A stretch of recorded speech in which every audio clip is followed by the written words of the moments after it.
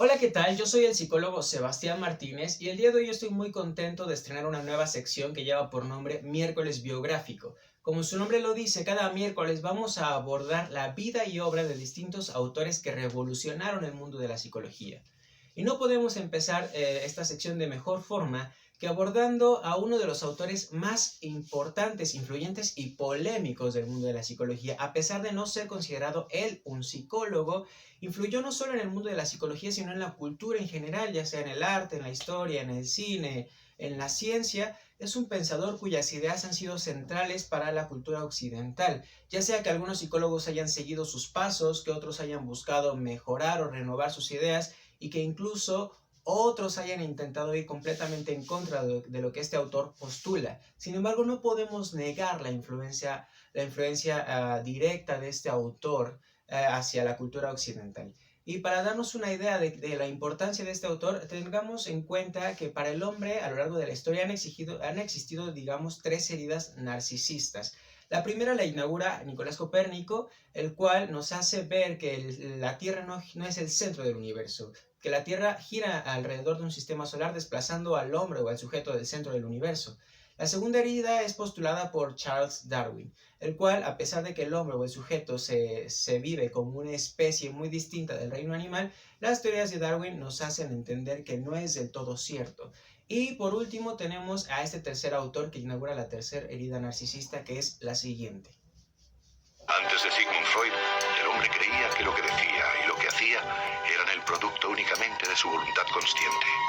Pero el gran psicólogo demostró la existencia de otra parte de nuestra mente, que funciona en la clandestinidad y que puede incluso gobernar nuestras vidas. Esta es la historia del descenso de Freud hacia una región casi tan negra como el mismísimo infierno, el inconsciente del hombre y de... Así es, el día de hoy hablaremos de nada más y nada menos que de Sigmund Freud. Muy bien, pues así es, vamos a comenzar este miércoles biográfico con la vida y obra de Sigmund Freud. Sigmund Freud nace el 6 de mayo de 1856 en una localidad muy pequeña que se llama, bueno, en ese entonces se llamaba Freiberg, Moravia, que actualmente es conocida como Checoslovaquia. Nace en el seno de una familia judía, que ya vamos a ver más adelante que esto es un punto muy interesante para la influencia que Freud tiene en su obra. Sin embargo, es importante también recalcar esto, su padre ya estaba en las segundas nupcias con la madre de Freud, y es con ella donde tiene, bueno, Freud es el mayor de 6 hermanos, y también tiene medios hermanos que, como ya les decíamos, el padre de Freud ya había estado casado antes, y estos medios hermanos eran ya bastante mayores, de hecho podrían estar más o menos en el rango de la edad de su madre. Y el padre de Freud evidentemente ya era un señor mucho mayor. Tiene, digamos, una posición privilegiada dentro de su núcleo familiar, dentro de sus hermanos. Tiene una posición bastante privilegiada, ¿no? Freud tiene un cuarto individual a diferencia de sus hermanos, tiene una lámpara especial, una lámpara para poder leer en su cuarto cuando sus hermanos en realidad tenían que conformarse con velas. De hecho, se cuenta cierta historia de que su hermana tocaba el piano y a Freud le molestaba el ruido, por lo cual no podría concentrarse a leer sus textos, y es por esto que quitan este instrumento a su hermana para que Freud pudiera tener pues esta paz y esta tranquilidad. Esto nos da una noción, ¿no? Digamos, de la posición que tenía Freud en el seno familiar. De hecho, Freud era considerado una especie de prodigio por su familia, ¿no? Todos creían que se le inauguraba o más bien le esperaba un futuro de mucho éxito. Desde niño ya tenía conocimiento o ya hablaba diversos idiomas. Incluso es muy interesante saber que Freud aprendió el idioma español de forma autodidacta para leer una de las obras más importantes en este idioma, que es El Quijote de la Mancha de Miguel de Cervantes.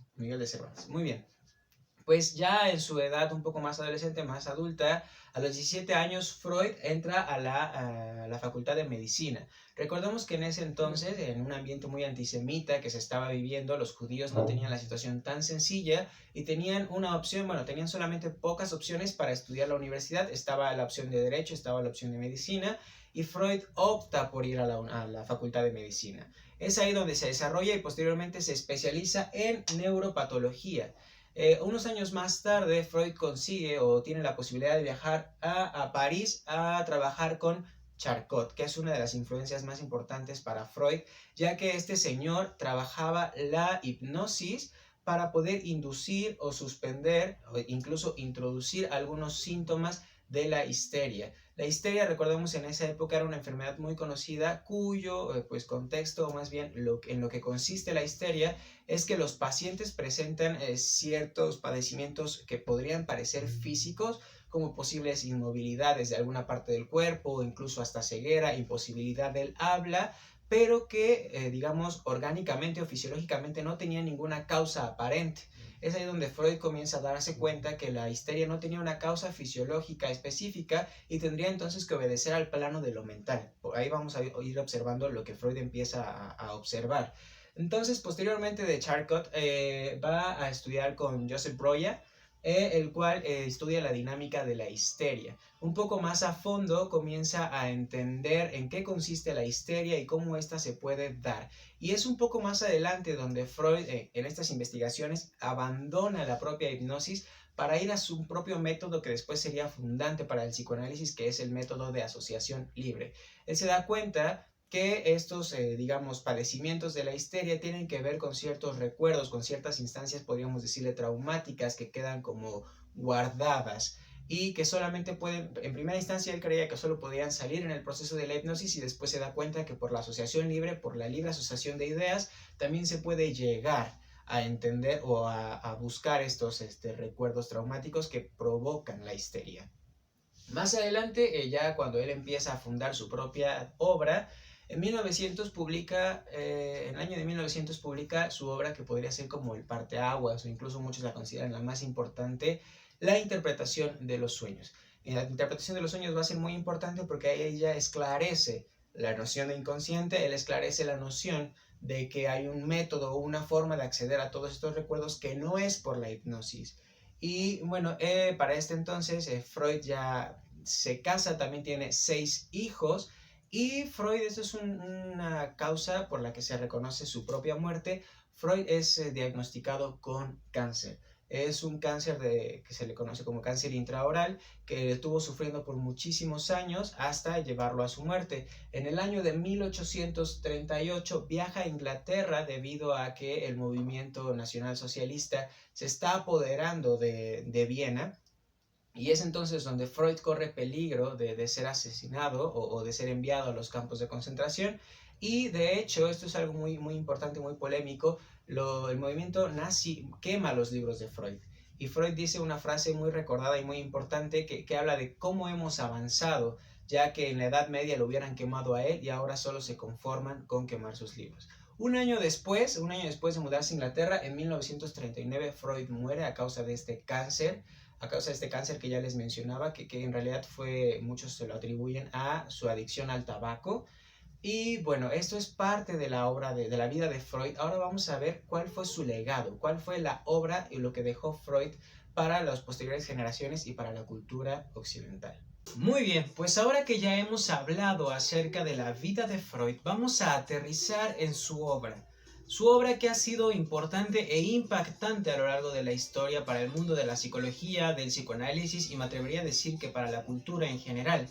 A pesar de que haya muchos críticos de la obra de Freud y a pesar de que entendemos que la obra de Freud pueda tener muchos huecos en la época actual, no habrá que restar importancia a la influencia que Sigmund Freud dejó para la época y para la cultura occidental.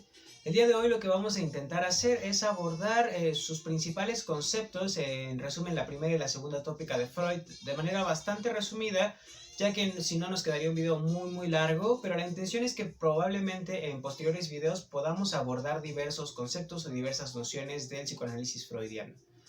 Pero bueno, sin más preámbulos, empecemos con uno de los primeros conceptos que va a aperturar nuestra comprensión de la obra freudiana. Y bueno, este primer concepto que vamos a abordar es el concepto de determinismo psíquico. Para poder comprender este concepto hay que aperturar con una de las frases también más conocidas de Freud: el yo no es dueño de su propia casa. Recordemos esta tercera herida narcisista.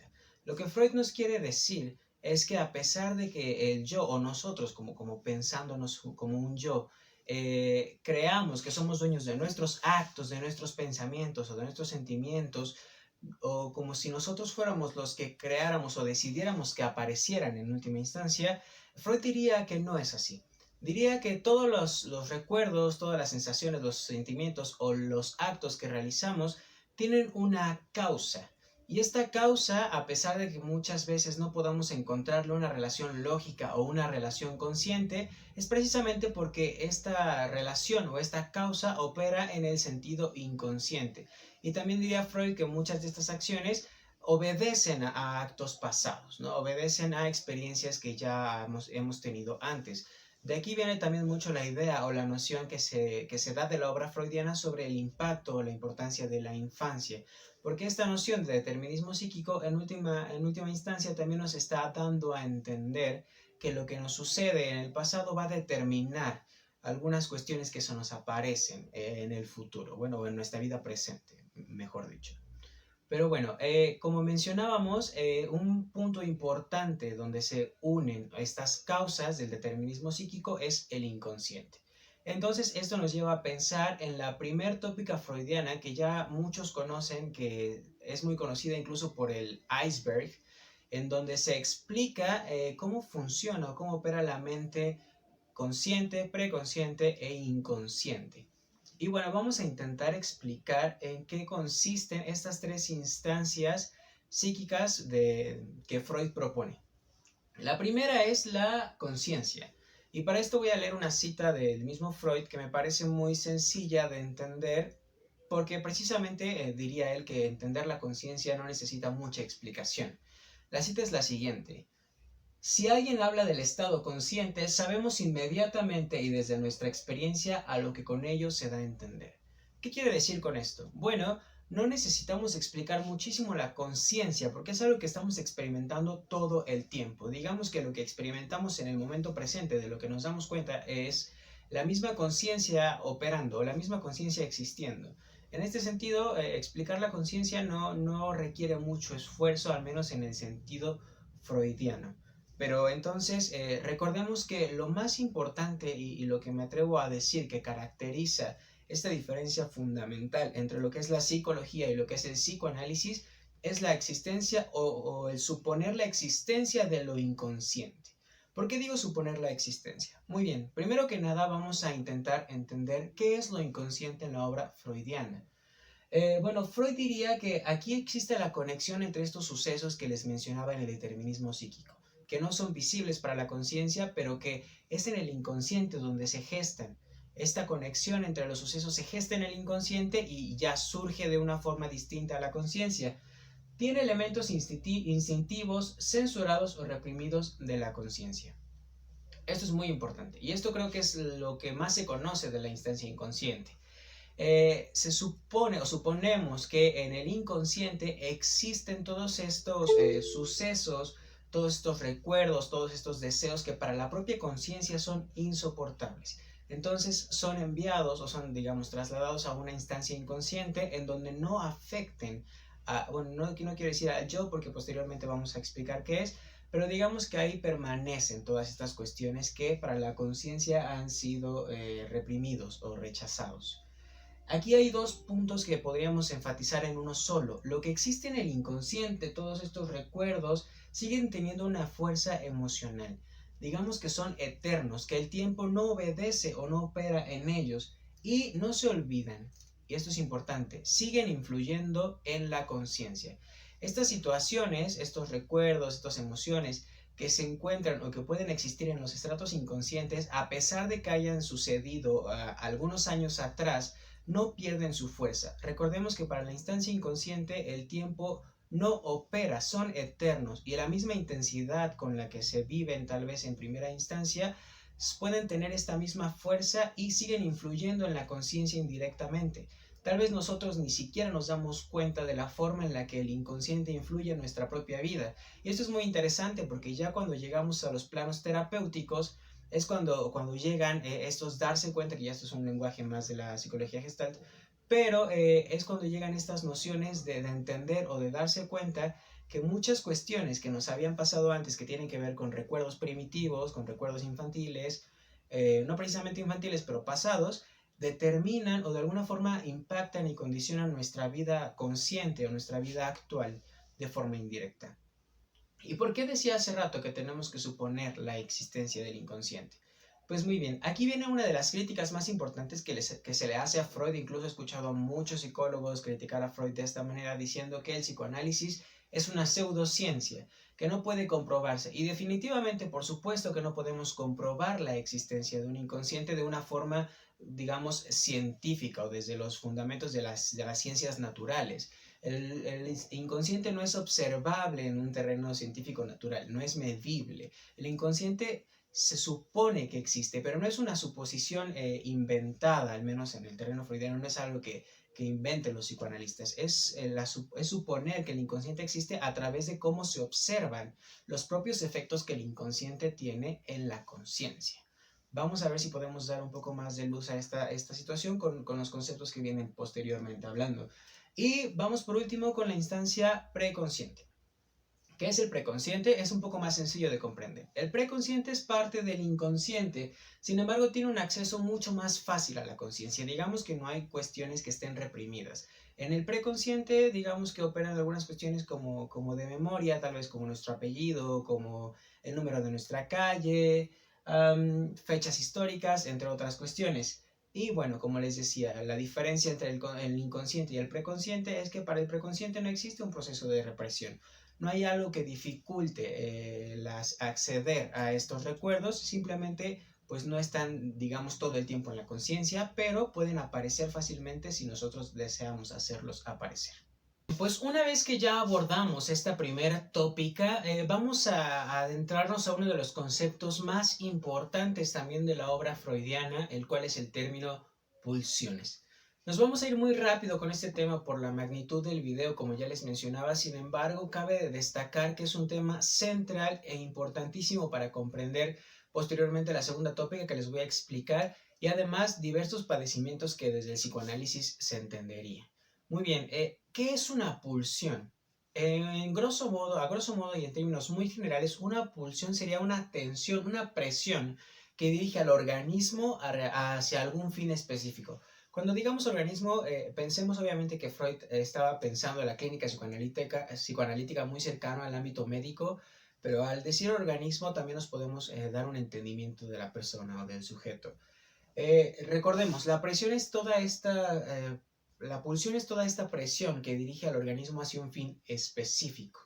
Estas presiones pueden dirigirse en un plano físico que serían conocidas como necesidades. Estas no nos son ajenas a nadie de nosotros y no son muy sencillas de comprender, ya sean como el hambre, como el sueño.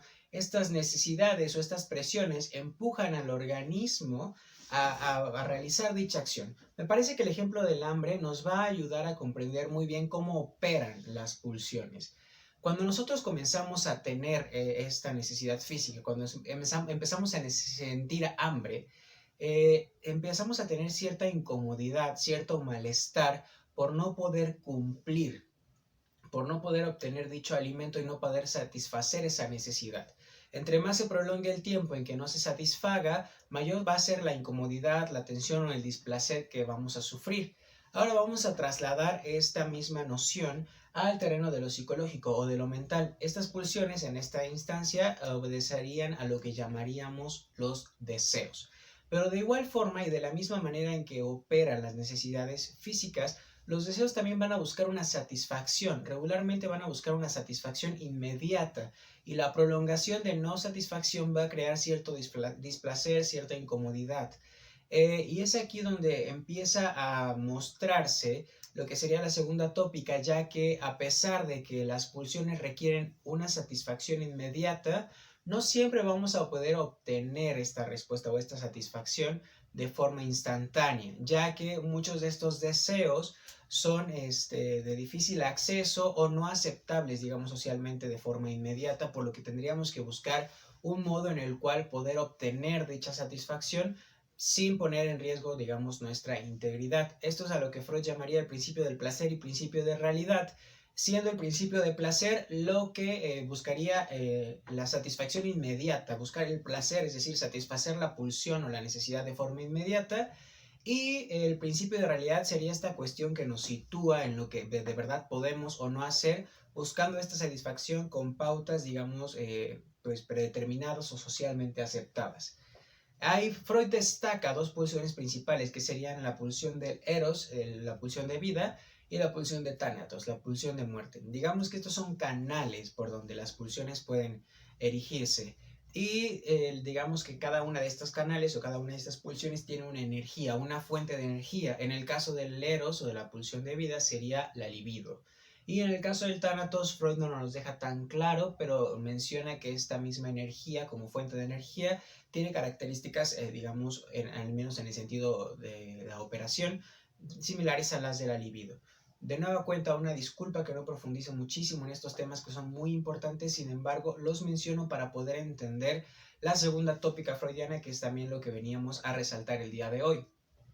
Bueno, comenzamos con el último tema, que es la segunda tópica de Freud, y ya mencionábamos que cuando las pulsiones buscan una satisfacción, no se puede obtener una satisfacción regularmente de forma instantánea, especialmente cuando hablamos de deseos, ¿no? También pensemos en las necesidades físicas, pero en general, cuando hablamos de deseos no podemos obtener una satisfacción, ya que socialmente no tenemos las condiciones, o en donde nos encontramos contextualmente no tenemos las condiciones para poder realizar o satisfacer ese deseo sin poner en riesgo nuestra integridad. Esto hablábamos ya del principio de realidad y de placer, se desarrolla un poco más, se desarrolla más hasta llegar a lo que conocemos como la segunda tópica freudiana, que tiene que ver con el ello, el yo y el super yo. Bien, pues para empezar a comprender esta segunda tópica freudiana, empecemos por la instancia del ello. El ello sería esto que digamos, es heredado en la instancia psíquica. Y podríamos también mencionarlo, he escuchado que muchos lo denominan de esta manera, como el depósito pulsional. Digamos que es la estructura más dominante de toda la instancia psíquica, de toda la estructura de la personalidad. Es la estructura más dominante y de hecho es de el ello donde surge el yo y posteriormente el super yo. Esta instancia del ello se ve muy reflejada o se comprende mucho mejor en los bebés, por ejemplo, en donde la satisfacción o el deseo de satisfacción de necesidades se busca de forma inmediata. Y ya después va a aparecer el yo para mediar las situaciones sociales, pero el ello es, digamos, lo más primitivo que tenemos, con lo que ya, digamos, se nos hereda o con lo que aparecemos en el mundo. Y es, bueno, ya decíamos, este depósito de energía, o muchos le llaman también el depósito pulsional. En una metáfora que me pareció muy acertada, es como un rey ciego que es totalmente autoritario, que tiene todo el poder, sin embargo, que necesita de otros para poder ejercer este poder de forma adecuada. ¿Y cuáles son estos otros? Bueno, hablaríamos en primera instancia del yo. El yo surge como parte del ello, pero el yo está en contacto con la realidad. De hecho, el motivo, la razón por la que el yo surge o por la que el yo aparece en el mundo es precisamente para poder mediar entre esta situación de la realidad y lo pulsional o la intención del ello de satisfacer las pulsiones. Diríamos que el yo tiene diversas funciones primordiales o principales, entre ellas coordina los movimientos voluntarios. El yo es lo más cercano que tenemos como a considerarnos a nosotros mismos. Cuando pensamos en nosotros mismos, cuando hablamos de nosotros, diríamos que lo más cercano a esto es el yo. ¿Sí? Además, su deber es autopreservarse, busca que el organismo se preserve.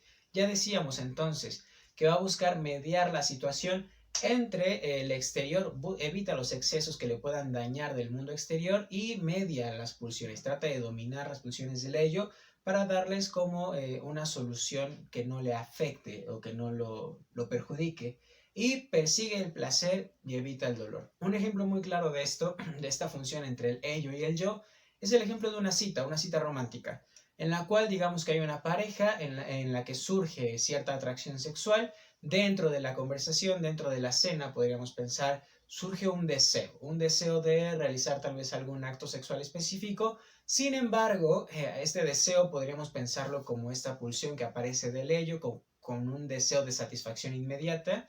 Busca esta necesidad, busca esta satisfacción, sin embargo es el yo el que se va a encargar de evaluar las condiciones. Se va a encargar de evaluar si las condiciones del ambiente permiten o no la satisfacción de este deseo, y en todo caso prolongar hasta buscar y hasta realizar el escenario correspondiente para la satisfacción del mismo. Y bueno, por último iríamos a la instancia del super yo. El superyo se desarrolla directamente o más directamente del yo, ¿no? No tanto, o bueno, obviamente los dos parten del ello, sin embargo diríamos que el yo es quien crea o quien desarrolla el superyo.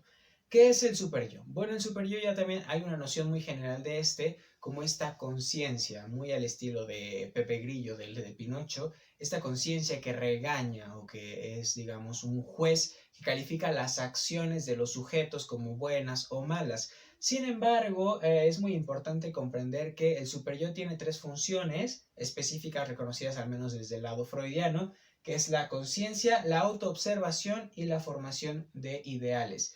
Sin embargo, lo que he escuchado también que muchas personas dicen acerca del superyo es que es esta instancia la que cuando un deseo del ello está buscando satisfacción, es la instancia que se encarga de decir que no o poner ciertas reglas o ciertos espacios. Sin embargo, como ya veíamos, la encargada de mediar esta situación es el yo.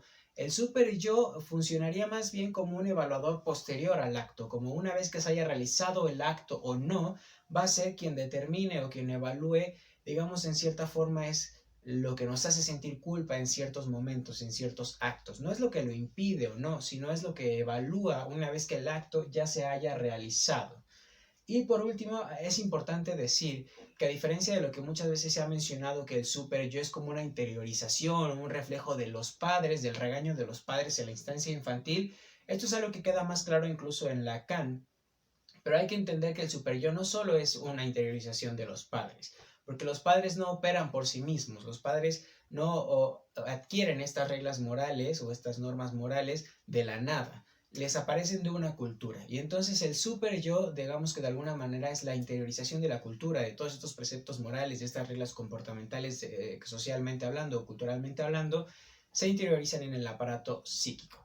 Y entonces es así como funciona esta triada entre el ello, yo y el superyo, cuya finalidad es mantener un equilibrio entre el organismo y el ambiente para evitar, pues ya como el yo lo busca en sí mismo, la preservación del organismo.